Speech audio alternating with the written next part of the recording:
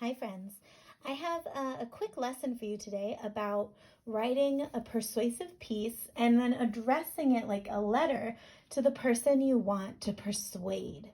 So in a persuasive letter, what makes it different from an opinion piece is that we're trying to convince someone to change or convince someone to do something differently. And so an opinion, you might just be saying, this is awesome, it's the best, and it's better than all the rest. So this is our checklist for an opinion piece, right? And it says to clearly tell your opinion about your topic, give reasons to explain why it's the best, and then have a conclusion. Okay. And then all the ones that we always do to make sure that our work is readable for who's reading it, and make sure it's the best our work can be. So this is our editing area. Okay.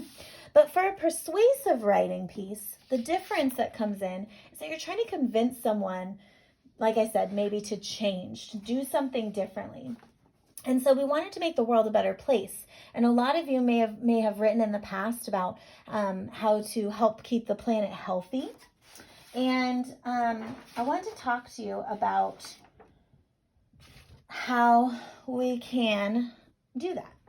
So this is my persuasive writing checklist. And at the top, it says persuasive letters need. So one of the things you need to put is who you're writing to. Because you're writing a letter to someone, which means you're going to send it to someone, and when they open it up, they want to know that it's for them, right? If it said, Dear Miss Jacqueline, and then I opened it, I would say, oh, this isn't for me. It says, Dear Miss Jacqueline, I better make sure I get it to her, because that's who you're writing to. And if you remember, I read a piece about a boy who wanted his bedtime to change. He said he should be able to stay up a little later, and he gave really good reasons why. So he would address his to whoever's in charge of his bedtime. Who do you think that might be? Yeah, probably his parents, right? So he'd say, Dear parents, right? And then they would, or however you refer to your parents, right? Dear mom, dear dad, however you talk about your parents. Or maybe you live with your grandparents. So you'd say, Dear grandma and grandpa, or whoever they are. And it say who you are writing to. So I need to make sure I do that in my work. Then, just like an opinion piece, you say what you think. So I think I should get a different bedtime. I think we should save water. All right, then the reasons, always important in opinion and persuasive. Okay, you got to convince them. I think we should save water because we don't want to run out. We need water to drink to stay alive, right? And then here I would use my extra time awake to read, right? So that boy who said he would stay up, right?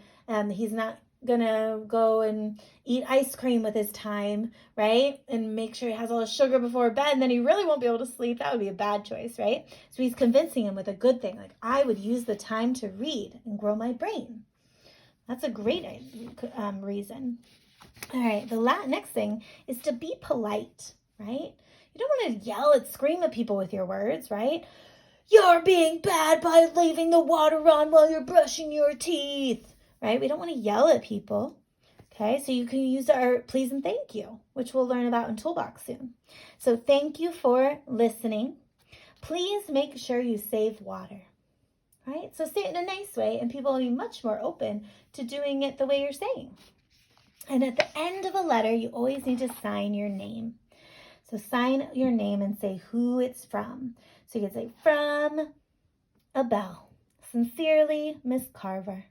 Okay? Whoever you are, sign your name. And you can even use your first and last name to really show who you are. I don't want people to get mixed up with different Sarahs. So I would make sure I wrote Sarah Carver. And then everyone knows who it's from. And then they can contact you if they have questions or if they want to follow up and say, wow, thank you for writing me about that. I was making a big mistake and you helped me fix it. So that is what persuasive letters mean. So remember, these are the same, right? Say what you think, use reasons, and be polite. We have two new things to add when we change to a letter. So if you want to go back and add these two things to your past writing, that's a great idea. Or you can start a new writing and make sure you address it to who you want to write it to. So here you could say, who are you writing to, right? So start your letter with dear someone. Let's do that with my writing. So I did a writing where I said what I thought. I was polite, and I used one reason. So I didn't include 3 because I didn't want to make it too long for you guys for this example. If I was really going to send this letter, I would definitely make sure I have 3. Okay. All right. So let me read my writing to you. I have 2 sentences. One states my thoughts, and the other is my reason. So here's the first one. And I used my sounds to help sound things out. So you guys can pause the video and read this on your own first if you want to. I'll give you a moment to do that if you'd like, because you can sound out all my words here except for the sight words. Okay, I'm going to read it to you. Ready? People should wear masks when they are around people they do not live with. So I said people should wear masks when they're around people they do not live with. This helps keep people healthy, so hospitals don't have too many sick people. I'm going to read that again. This helps keep people healthy, so hospitals don't have to have too many sick people. So I wrote that because that's something new, and you might be experiencing that when you leave the house. If you have to go to the grocery store with your family at all, you might notice even when you might go out for a walk, you might be bringing a mask with you if not wearing it, if you're going to be around people that you don't live with. So people that you live with, right, you're sharing the same germs with. But if you go out, you don't want to share germs with the people that are out and about, because we're trying not to spread the COVID or the coronavirus as fast. And that's so that when people do get sick, our hospitals can help us get better. But if too many people get sick at the same time, then it's really hard for the hospitals to take care of us. So what we should do is wear masks when we go out to make sure our germs stay with ourselves and don't go out of our mouth into the air. And so I wanted to write this letter, and I'm not sure, who should I address it to? What do you guys think? Let's think about that. People should wear masks. And I explain why. People. What kind of people should wear masks? Yeah, my mom and dad should wear masks when they go out. Principal Hunt, he should wear a mask when he goes out. I could write it to him. What about my neighbors? Should they wear a mask? Yeah. All these people should wear masks. I can't think of just one person to send it to. So you could send it to one person, or you could address your letter to the citizens of the world, right? Because everyone in the world should be doing this to stay safe. I'm going to write it to a smaller group of people because I want to actually put this letter out, and I'm going to think about, am I putting it somewhere where the whole world can see this letter? No, not really. So I'm thinking I will put this letter up, maybe outside on a street post, like as people walk by, or I could put it out on my fence where people walk by. I could put it out by my mailbox where people might see it when they walk by, as a reminder, right, for why we are wearing masks, and encourage my community. So I'm going to say, now remember, you can say dear or you can say to. So I'm going to say to my community.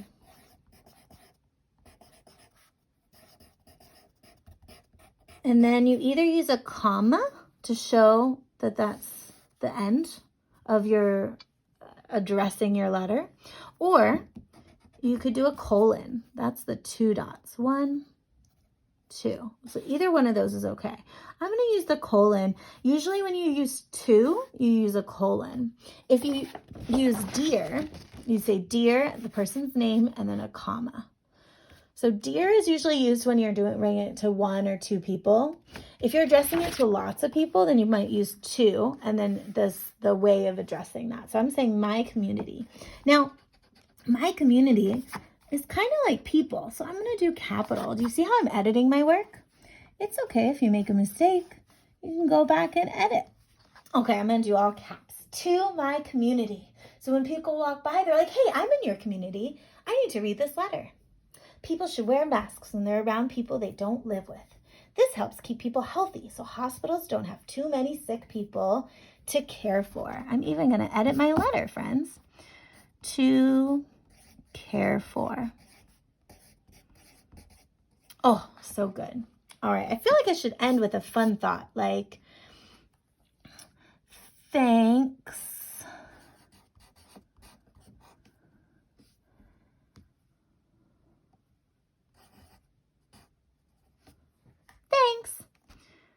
we can do this together. Oh, I love that. That makes my heart warm at the end, huh? So I'm stating, remember, I'm trying to make people do this and be polite and be welcoming and not like yell at people like, wear masks, right? This is a nice letter. I'm trying to persuade people with their passion, right? Their compassion for each other and others and themselves, because this is good for you too. All right, now I need to sign my name because I wrote this. I want everyone to know, and then they can come find me if they have questions or if they're like, hey, where do I get a mask? Or they have follow-up things because, right, did I use 3 reasons? Maybe I should explain how you can get a mask or how you can make a mask to help people do this. But I kind of ran out of room, so maybe I'll add that later. But right now I want to show you how to sign your name at the end of a letter. Okay, so remember, you can say from, you can say sincerely. If it's someone you know really well, you could sign it with love. I'm going to do from because I use to, so often we use from at the end. So I'm going to go, so usually in a letter when you sign it, you like jump halfway across the page and then you write who it's from. So I'm going to say from, colon, and I'm going to do my full name, Sarah Carver. Ta-da! To my community. Blah, blah, blah, blah, blah, blah, blah, blah, blah, blah. We can do this together. From Miss Carver. That's a pretty good letter. I think I might need to add those couple more reasons and helpful tips for how to do it. But I think when people walk by, they'll be inspired by my letter to work together and wear masks to protect everyone. So I hope you guys learned a little bit about how to address your opinion and persuasive pieces so that they actually go to someone who can help make that change. And then also you can say who it's from and you can show that you're the author of that letter. And then soon, if you watch the postal service videos, you can see how to address an envelope. And next week, you'll get a little surprise in the mail from me, and we'll get to write some letters and send some letters in the mail as well. All right, thanks for joining me for this lesson today, friends.